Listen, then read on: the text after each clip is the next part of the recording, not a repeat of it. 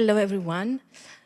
Thank you for having me today. So, as briefly introduced, I'm going to talk to you about ethical approaches for open science projects, and so mainly governance. And I'm gonna go briefly through, I'm gonna introduce to you a paper that has been accepted last year at FACT that I led. And so we're gonna go through basically some basic notions of compliance, for instance. And so we're gonna talk about governance in larger sense, but also ethics, law, and then basically computer science and technical documentation, namely. And then I'm gonna showcase an example of big science. So we're gonna go through basically theory to practice. So without further ado, as you can see on the first slide, there are several tools that already exist in the AI governance ecosystem, and especially when deployed to AI development and deployment. And my main point that I want to show you today is that there are already existing tools that exist between philosophy, law, and computer science. And so those tools that already exist are ethical frameworks, licenses and regulations, and technical documentation.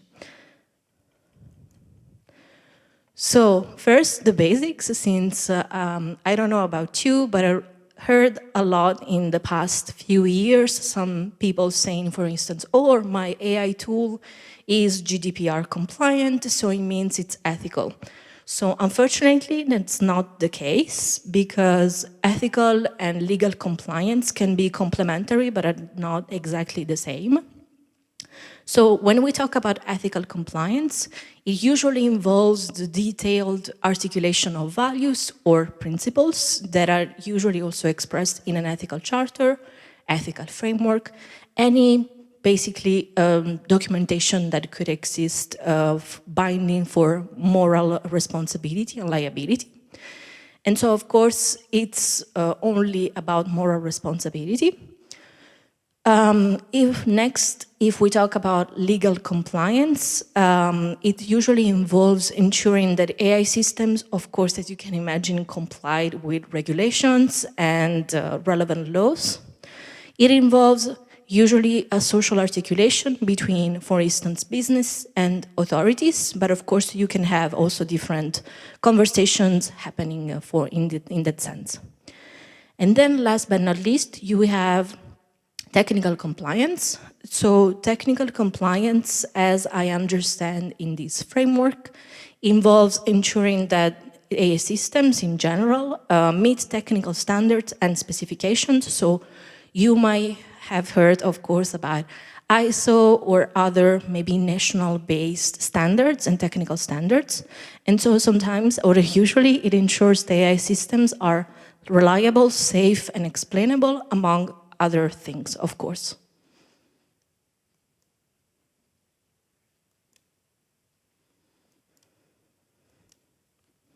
So to resume at least this more theoretical part, we can say that the role of ethics, law, and computer science are complementary. And so as I was saying before, there's a really nice articulation that exists there. And so if we want to summarize this articulation with questions, we can say that ethical compliance tries to answer the question, how ought this technology be used? Legal compliance tries to answer the question, how shall this technology be used? And then technical tries to answer the question, how can this technology be used? So of course, they seem, I hope you can see like the nuance there and how they can be complementary, especially when they work together.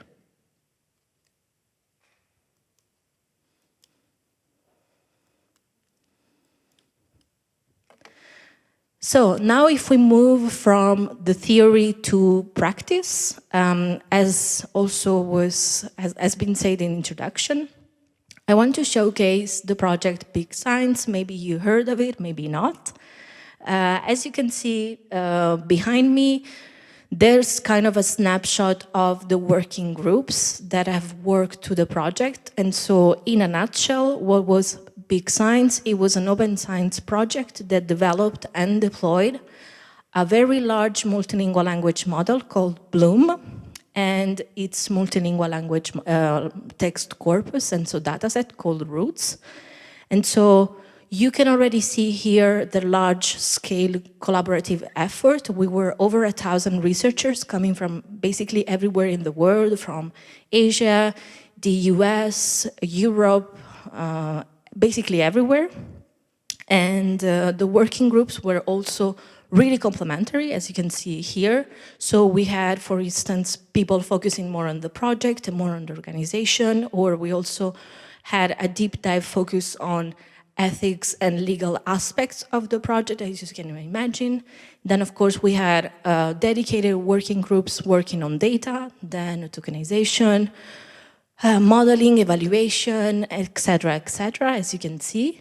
And the main point that I want to stress here is that it was a really wide range collaboration between a lot of different research fields, since I do believe that, especially what's interesting about AI is that it really allows a lot of different scientific disciplines to work together and to collaborate together. Of course, today I'm focusing on governance, but as you can see also in the talks that are going to follow, that's really stressed on the in-practice work. And so everybody was basically interacting, and everything has been conducted in a really transparent way. So why I'm presenting you Big Science? It's because basically the articulation that I showed you in theory before, of course, has been applied also on this specific project. And so the three notions of compliance that I showcased before interacted within Big Science. And so we had the specific tools that I was mentioning in my first slide, like ethical charter, licenses, and technical documentation. And how that worked within Big Science? Well, the workshop participants, we collectively drafted an ethical charter. And so we were thus delineating the moral compass to steer the project. And so through a consensus-based process, this ethical charter served as the core reference in defining the project's overarching values. Not going to go into the details on how we did that, but as just to make more context, to give you more context, it took us a lot of time, roughly 6 months. It has been led by myself and then other colleagues too. We conducted every basic meetings around what was important to us. We were basically making explicit the values that were already inside the project, and so that was already implicitly there, basically. And so how more in practice that work? We had the responsible AI license appendix called use restriction that was developed following the ethical charter's principles to govern the model's usage and release. So in just a few words, what was the responsible AI license? It's a license that existed before Big Science, but Big Science was one of the first projects that really adopted it. And so what's peculiar about this specific type of license is that it's a really open access and open science license, but has a very specific characteristic, I would say, which is the appendix, in fact. And so this appendix has use restrictions. And so how the word, of course, says, it basically states what kind of uses or misuses are intended or unintended, and especially what kind of uses are forbidden. For instance, we forbid within Big Science the use for medical advice or sort more specific uses, and everything that's basically already in the use restrictions has been followed and guided by the ethical charter. Moreover, so the Bloom's model card was created as a fraction of the charter too, and the main goal, it was ensuring that users, and so when we talk about users, we really talk about all stakeholders are informed that the model's intended uses, capabilities, limitations, and so on. So everything is of course accessible on the internet. And if you look at the Bloom's model card, it's a really extensive documentation, technical documentation, where you can also find, for instance, its carbon footprint, what was the hardware that has been basically developed on, what kind of hardware would you need to run it, to run the model. And so it's really kind of model cards has been led by my colleague Margaret Mitchell in late 2016 when she was working at Google, and then has been, I would say, extensively deployed basically in any major AI project. And so its main, that's what I will define technical compliance, a technical specification, but it really tries to go beyond, because it also tries to inform all stakeholders. And so when I talk about all stakeholders, it's also something that it's meant to be used, for instance, by policymakers to better understand models. And so if we better understand models, it's going to be also easier to govern. And so the charter also acted as the binding element, as you can see here, that tried to harmonize the project ethics with practical application guidelines. And so when I talk about practical application guidelines, I really talk about, as you can see, I always try to imagine it as kind of having these basics and specific roots that really trying to improve and maybe inspire and inform other documentations. And so that's where the guidance comes from, basically. So some basic examples of values. Also, the ethical charter, of course, it's publicly available. Some values, so maybe just a few words about how we picked the values. As I was saying, was trying to make explicit something that was already implicit. But as you can imagine, of course, it was really important for us to make them contextual to the use case and to the model itself and to the project itself. And so, for instance, reproducibility was one of the core values because it was an open science and open source project. And so reproducibility was described in the ethical charter as a guiding principle. And since, small disclaimer, but it's still an important disclaimer, values only are valuable, and sorry for the pun, if we can attach to them actions. So maybe you may be familiar with what is commonly called ethics shopping, especially in the AI universe.